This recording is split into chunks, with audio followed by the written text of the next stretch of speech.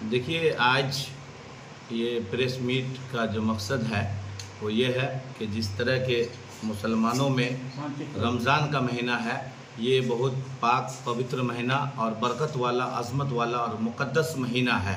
इसकी बहुत सारी फजीलत है और कुरान में भी लिखा है कि शहर रमज़ान अल्लज़ी उन्ज़ला फ़ीहिल कुरान, यानी ये वो महीना है जिसमें कुरान उतारा गया।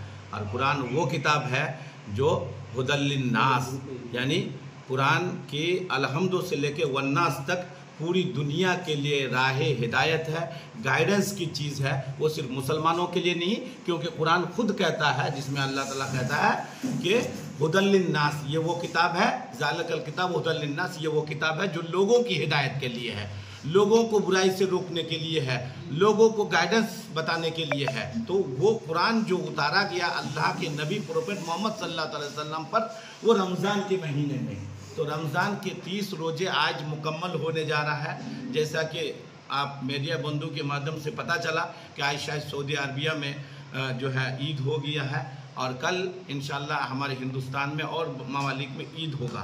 तो मैं तमाम मुसलमानों को और देश के तमाम हिंदू, मुस्लिम, सिख, ईसाइयों को आप लोगों के माध्यम से ईद की बहुत सारी मुबारकबादियाँ देता हूँ कि आप सब लोगों ने ये एक रमज़ान के महीने के रोज़े पूरे कंप्लीट किए हैं। तो आप तमाम लोग मुबारकबादी के हकदार हैं। और उसी के साथ साथ हमारा जो हिंदू भाई हैं, रामनवमी आने वाला है, उन तमाम लोगों को, तमाम हिंदू बिरादर भाई बहनों को मैं आप लोग के माध्यम से रामनवमी की एडवांस में शुभेच्छा और मुबारकबादी देना चाहता हूँ। और उसके साथ ये भी कहना चाहता हूँ कि देखिए, बहुत सारे लोग, बहुत सारे ऑर्गेनाइजेशन, बहुत सारे लीडर्स, बहुत सारी पार्टी में विभाजन का एक टान होता है, जो आपस में हम लोगों को लड़ाने का काम करते हैं, विभाजन का काम करते हैं। तो हमारे हिंदुस्तान की जो सभ्यता, संस्कृति और भाईचारे की है, वही हमारे इस्लामपुर शहर की भी एक शान है, जो हमारी भाईचारे की, अमन और शांति के लिए इस्लामपुर जाना जाता है। हज़ारों सैकड़ों सालों से हमारे यहाँ के शहर में हर जाति, हर धर्म के लोग मिल मोहब्बत से रहते हैं। तो मैं उम्मीद करूँगा कि ईद और रामनवमी के अवसर पर तमाम जाति, तमाम धर्म के लोग एक दूसरे से गले मिलेंगे और अमन और शांति के साथ जो है ईद सेलिब्रेट करेंगे और रामनवमी सेलिब्रेट करेंगे, ताकि किसी तरह का कोई दंगा फसाद या किसी तरह के कोई झगड़े ना हो। दूसरी बात यह है कि एम्स हॉस्पिटल के बारे में मैंने बार बार लोगों को समझाने की कोशिश की, लोगों ने नहीं समझा कि एम्स किस जानवर का नाम है। तो आज आपके माध्यम से मैं समझाना चाहता हूँ इलाके के लोगों को कि ऑल इंडिया मेडिकल कॉलेज जो दिल्ली में एम्स है, जिसमें सर से लेके पैर तक हर चीज़ का इलाज होता है, हर तरह के मरीज वहाँ फ्री में इलाज करते हैं, मिनिस्टर से लेके एक रिक्शा पुलर तक। हमारे इस गरीब इलाके की गुर्बत को देखकर, बेबसी को देखकर, कांग्रेस शासन में जब गुलाम नबी आज़ाद साहब हेल्थ मिनिस्टर थे, हमारे सांसद और स्वर्गवासी प्रिय रंजन दास मुंशी ने अपनी कोशिशों से एम्स के ब्रांच को वो लेके आए थे उत्तर दिनाजपुर सैंक्शन करके। तो ये कोई मजाक नहीं है, 500 करोड़ का प्रोजेक्ट था जो हमारे उत्तर दिनाजपुर के लोगों के, गरीबों के, लाचारों के, मजबूरों के इलाज के लिए, ट्रीटमेंट के लिए वो सैंक्शन कराए थे। कांग्रेस को इसलिए वोट करना चाहिए कि कांग्रेस ने इस देश के हर मजहब, हर जाति के लोगों को बहुत कुछ दिया है।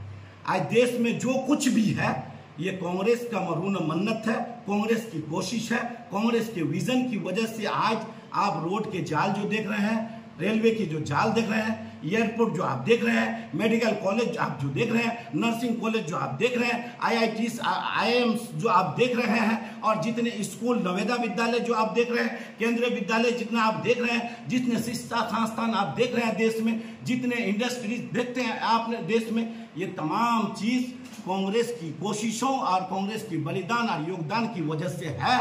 इसलिए मोदी और दीदी सिर्फ भावता और क्या कहते हैं, प्रॉमिस करते हैं, इन लोगों के प्रॉमिस में नहीं आकर के ये दोनों विभाजन वाले लोग हैं, ये लोग आपस में लड़ाते हैं, ये लोग हिंदू मुस्लिम करते हैं, ये लोग मंदिर मस्जिद करते हैं। तो हम लोग जो है हयात लेके चलो, कायनात लेके चलो, चलो तो सारे जहां को साथ लेके चलो, उस पर अमल करते हैं। इसलिए इस मर्तबा 26 तारीख को अली इमरान रम्ज उर्फ विक्टर को वोट दे करके आप लोग कामयाब बनाए और सांसद भेजे, ताकि सांसद में जाके आपके बच्चे की भविष्य की लड़ाई अली इमरान रम्ज लड़े और आपकी आवाज सांसद में उठाए। খুব ভালো কথা বলেছেন, ও এখনো বুঝতে পেরেছেন যে এখান থেকে আমাদের প্রার্থী জিততে পারছে না। তো তাহলে মানুষ যদি বিকল্প সার্চ করে, তো বিকল্প তো ভালোই বিকল্প সার্চ করবে। তো যখন ও দেখছে যে এখানকার মানুষ, এখানে মুসলিম আবাদিও আছে, আর মুসলিম আবাদির ভিতরে একটা ক্ষোভ, একটা ডর, একটা ভয় আছে বিজেপির জন্য। তার জন্য উনি বলছেন যে যদি আপনারা বিজেপিকে ভালো না বাসেন, তাহলে আপনারা কংগ্রেসকে চুজ করুন, এই দুর্নীতিবাজ চোরের দলকে আপনারা চুজ করবেন না। উনি নিজেই কিসের এমএলএ প্রার্থী ছিলেন ওখানে, যখন দেখছেন যে এখানকার মুসলিম বিজেপিতে ভোট দিবে না বা লোক এখানে বিজেপিকে পছন্দ করছে না, তারপর উনি আমাদের জন্য ভোট চাইছেন। ও জানছে যে আলী ইমরান রমজ জিতবে এখান থেকে, তাহলে ভোটটা লস করে কি লাভ আছে? লাভে করে লাভ আছে, তাহলে ভোটটা আলী ইমরান রমজানকে দিলেই লাভ হবে। আলী ইমরান এখানকার ঘরের ছেলে যাবে, এখানকার কথা বলবে, এখানকার ভাষা বলবে, এখানকার হকের लड़ाई लड़বে ওখানে।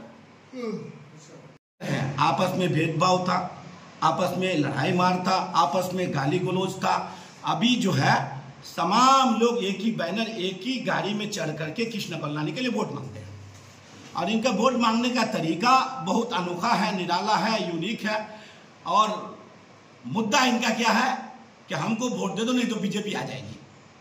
तो इन लोग की जिहालत पर, इन लोग की नादानी पर, इन लोग की बेवकूफ़ी पर मुझे हंसी आती है कि अरे भाई, वोट मांगते हैं लोग, काम पे वोट मांगते हैं, वोट मांगते हैं लोग, डेवलपमेंट पे वोट मांगते हैं, वोट मांगते हैं लोग, एजुकेशन को आगे ले जाने की बात करके, स्कूल कॉलेज की बात करके वोट मांगते हैं, वोट मांगते हैं लोग, रास्ता घाट, पुल, ब्रिज, पुलिया ये सब बना के वोट मांगते हैं लोग, स्वास्थ्य केंद्र बना करके, हॉस्पिटल बना के, नर्सिंग होम बना करके वोट मांगते हैं, लोगों को फैसिलिटी प्रोवाइड करके वोट मांगते हैं, हमारे बच्चों की भविष्य को उज्जवल करने के लिए इंडस्ट्री या क्या कहते हैं रोजगार के अवसर पैदा करके वोट मांगते हैं। ये लोग ऐसे वोट नहीं मांगते भाई। ये नहीं कहते कि हमने ये स्कूल बना दिया हमको वोट दो, ये नहीं कहते कि हमने कॉलेज बना दिया हमें वोट दो, ये नहीं कहते कि हमने हॉस्पिटल बना दिया हमें वोट दो। ये कहते हैं कि हम को वोट दो क्योंकि बीजेपी आ जाएगा। तो ये तो उस तरह का बेवकूफ़ी हुआ ना भाई, तुम्हारे पास 2 लाख रुपया है, तुम मुझे दे दो, नहीं तो रात को चोर चोरी कर लेगा। तो चोर की चोरी करने की डर से हम अपना पैसा इसको दे दे। तो इसी तरह का मूर्खता और बेवकूफ़ी और नादानी और इलिटरेट लीडर को मैंने कभी नहीं देखा कि हमको वोट दो, नहीं तो बीजेपी आ जाएगा। अरे बीजेपी आ जाएगा तो कौन सा तीर मान लेगा? बीजेपी आएगा तो बीजेपी तो 10 साल से देश में है, क्या बिगाड़ लिया है बीजेपी ने? और कभी बिगाड़ भी नहीं सकता बीजेपी, क्योंकि हिंदुस्तान में जहां 10% किसी भी कौम में, चाहे हिंदू में, मुसलमान में कम्युनल लोग हैं, वहां 80-90% भाईचारे वाले लोग हैं, मोहब्बत वाले लोग हैं, अमन शांति वाले लोग हैं। देवोश्री 5 साल रही तो उन्होंने कहा क्या कर लिया? ये जो डराते हैं कि बीजेपी आ जाएगा, बीजेपी आ जाएगा, इनके पास कोई मुद्दा ही नहीं है भाई, कोई डेवलपमेंट ही नहीं है। ये चोरी, रिश्वतखोरी और क्या कहते हैं दुर्नीति करके इन लोगों ने अपना वक्त बिता रहा। जब वोट का टाइम आता है बोलता है बीजेपी आ जाएगा तो हमको वोट दे दो, बीजेपी आ जाएगा हमको वोट दे दो। लोग पागल हैं, हर बार आपसे बेवकूफ़ बनेंगे। 2021 में वो बेवकूफ़ बनाकर वोट लिया। इसलिए मैं यहाँ की जनता को बोलना चाहता हूँ कि आप ममता बनर्जी से बोलो कि यहाँ इस्लामपुर को डिस्ट्रिक्ट करे, यहाँ मेडिकल कॉलेज करे, यहाँ जो है महिला कॉलेज की ज़रूरत है वो करे, ग्वालपगोर में कॉलेज का डिमांड है पूरा करे, चाकुलिया में कॉलेज का, जनरल कॉलेज का डिमांड है वो पूरा करे। मैं भी अपना वोट ममता बनर्जी को दूंगा, वो काम करे उसके बाद वोट ले, नहीं तो ऐसे भावताबाजी में वोट नहीं मिलेगा। ममता बनर्जी कब तक नाटक और ड्रामा करके मुसलमानों को वर्गला करके मुसलमानों का वोट हासिल करेगी और तेज पत्ता की तरह मुसलमानों को इस्तेमाल करेगी कि चूसो और फेंक दो। ऐसा अब नहीं चलेगा। मुसलमान का एक एक बच्चा गरीबा पकड़ के ममता बनर्जी से या तो हिसाब लेगा या फिर कुर्सी से उतार के उनकी जगह पर दूसरे किसी को बिठाएगा।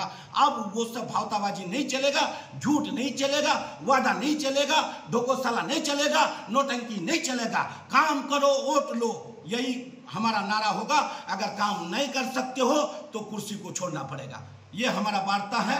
तो इसलिए हम आखिर में एक पॉइंट आपको बता दें कि इस मर्तबा किसी दलाल के बहकावे में ना आए। और एक बात मैं बता देना चाहता हूं कि आजकल मैं देख रहा हूं करीम चौधरी साहब, जाकिर साहब, कन्हैया साहब, सारे साहब जो हैं एक ही गाड़ी में सवार होते हैं, एक ही नाव में सवार हो गए हैं।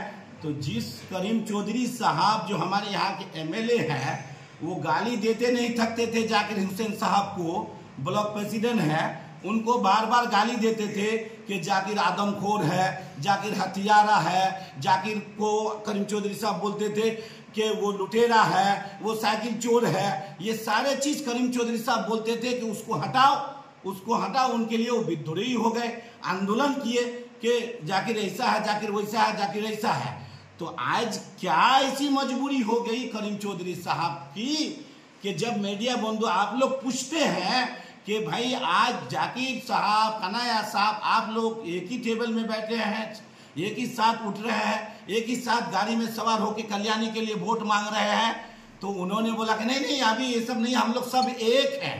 तो जब एक है तो आपने फिर इतना लोगों को बेवकूफ क्यों बनाया, इतना ड्रामा आपने क्यों किया, इतना क्या कहते रोड पर उतर के आपने आपको विद्रोही क्यों घोषित किया? ये सवाल मैं करीम चौधरी साहब से करना चाहता हूँ, बहुत मान सम्मान के साथ, आदब और रिस्पेक्ट के साथ कि साहब जब पहले आप इतने गाली देते नहीं थकते थे, कन्हैया ऐसा है, जाकिर वैसा है, तो आज फिर जाकिर और कन्हैया के साथ मिल करके आप प्रचार कर रहे हैं कृष्ण कल्याणी का और उनको गले लगा रहे हैं। तो आप गले लगा रहे हैं ठीक, लेकिन उस माँ को जवाब दीजिए जिन्होंने आपकी इस नाटक ड्रामे के वजह से अपने बेटा को खोया है। उस औरत को जवाब दीजिए जिन्होंने अपने पति को, हस्बैंड को खोया है। उस बाप को जवाब दीजिए जिसने अपने बेटा को खोया है। उस भाई को जवाब दीजिए। एक नेता का, नेता तो क्या कहेंगे, उसको अभिनेता भी कह सकते हैं और बिकाऊ माल भी कह सकते हैं। उन्होंने भाषण कहीं दिया टीएमसी के स्टेज पे और वो ये बोल रहे थे कि दीदी का खाते हो, कांग्रेस हो, सीपीएम हो, ये हो, वो हो, दिस दैट बोल करके खूब मुंह फाड़ फाड़ करके भाषण दिया कि दीदी का खाते हो, दीदी का राशन खाते हो, दीदी का लक्ष्मी भंडार खाते हो। तो मैं कहना चाहता हूँ, being a Muslim, we are faith in holy Quran and Allah said in holy Quran, इन्नल्लाह यर्ज़क़ु मन यशा बिगैरिल हिसाब। अल्लाह ताला कुरान में फरमाता है कि अल्लाह इंसान को रोजी देता है बगैर हिसाब का। तो मैं मुसलमान हूँ, मुसलमान होने के नाते मैं जानता हूँ कि रोजी रोटी का मालिक अल्लाह है। एक हिंदू भाई है, वो जानता है कि उनका ईश्वर, उनका भगवान रोजी देने का मालिक है।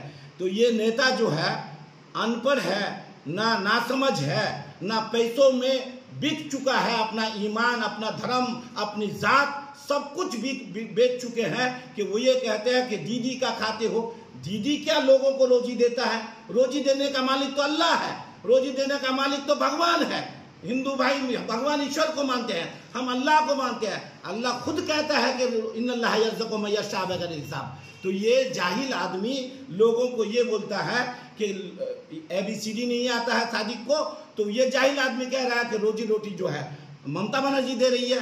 तो ऐसे जाहिलों के बहकावे में कोई आदमी ना आए, क्योंकि 5 पंचायत के बारे में मुझे खबर मिली है कि कुछ दलाल हैं, जो दलाल ने इस 5 पंचायत की सौदा किया है, यहाँ के लोगों को, यहाँ के लोगों के वोटों को बिक्री किया है। तो यहाँ के लोगों को अवेयर रहना पड़ेगा कि आपको किसी ने अगर बेचा है और आप बिक्री ना हो, इसलिए कि आपका वोट बहुत कीमती है। और इस बार जो लड़ाई है अपना वजूद बचाने की लड़ाई है, अपना देश की प्रॉपर्टी को बचाने की लड़ाई है, अपना आइडेंटिटी, अपनी सनात को बचाने की लड़ाई है, और विभाजन वाली, दंगा फसाद वाली राजनीति से अपने आप को बचाने की लड़ाई है।